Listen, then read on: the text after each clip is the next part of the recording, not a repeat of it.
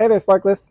So, another bottle from our September selection. Now we're moving into Spain, and here we have a Cava, right? And like everything else that we do, they're always just a little bit different. So you might think you know Cava, right? But when we show you a Cava and we produce one, or not produce, but when we send one out to you, you can be pretty sure the quality is going to be, one, very high, and there's often going to be something a little different about that.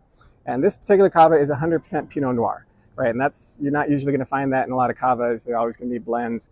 And being 100% Pinot Noir, right, obviously being a Rosé as well, it just drinks with a ton of like Pinot Noir flavors, right? You got the strawberries, raspberries, when you're tasting a little pink grapefruit is in there as well. Really, really fun to drink. It's an awesome summer wine to have with friends, sitting outside on the patio. It's just really just great to drink. The story behind this is also kind of funny, right? This is from the Penedes region in Catalonia in Spain. And Cuvée 23 is the name.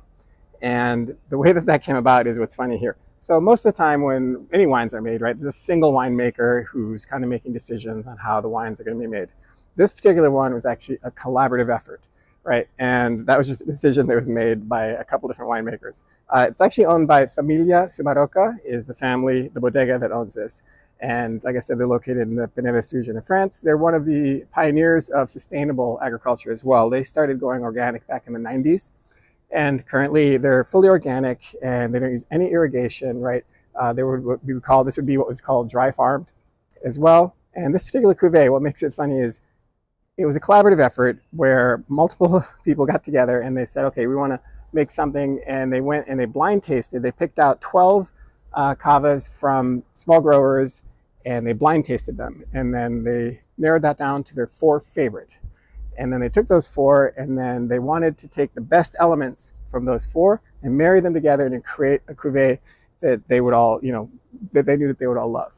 And so they went to the cellars and they started blending and trying to come up with this final bottle. But they lost track of how many different times they, at number 23. So Cuvée 23 is a testament to the 23rd attempt, which is not the final attempt, but that's when they lost count of how many attempts they made to create this bottle. So, and then ya comes from screaming ya, which could be like now in Catalonia, or you could say it means yes as well, but technically means yeah, now.